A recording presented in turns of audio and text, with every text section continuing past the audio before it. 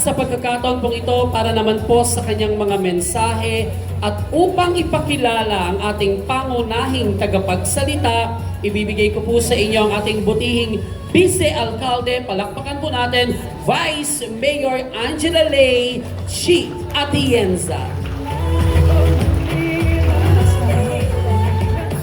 Magandang umaga po sa inyo lahat.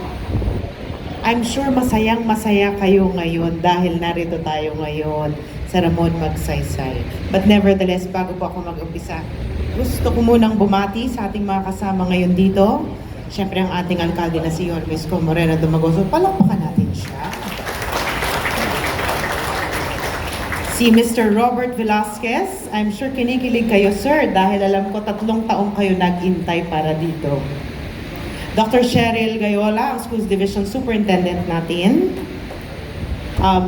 Ma'am Jeremiah Servancia, OIC Director, Project Management Service Director ng DepEd. Ma'am Rita Ardel. Kinukwento lang kayo sa akin ni Yorme kanya at sinabi nga po niya, napakagaling niyo raw po. Ang ating Congresswoman Giselle Maceda.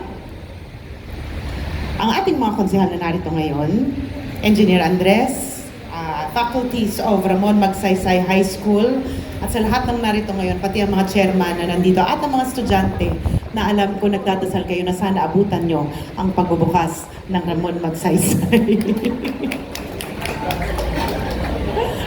Naalala ko po nung kami nangangampanya ng ating alkalde, talagang pinangako niya na pag-upo namin, bubuksan na ang Ramon Magsaysay High School. Although, gusto niyang pagandahin dahil mukha nga natenga kayo ng 3 taon. Kaya ulitin natin, palakpakan natin ang ating alkalde na si Yormes Moreno Dumagoso. Dahil pag siya ay nangako, kahit kailan hindi napapako. Pero alam niyo ako, bilang vice alkalde ng ating alkalde, ako po ang ina ng konseho. And makakaasa kayo na lahat ng pagkakataon para kami ay sumuporta sa plano at bisyon ng ating alkalde. Makakaasa kayo na ipaglalaban po namin ito. Dahil naniniwala kami kasama ng aming mga konsehal na maganda ang trajectory ng gustong mangyari ng ating alkalde. Na true enough, I know and I believe that in 9 years time, matutupad. Dahil sabi ko nga, hindi siya nagsasalita ng hindi niya kayang gawin na balang araw ang Maynila ay magiging parang Singapore na rin.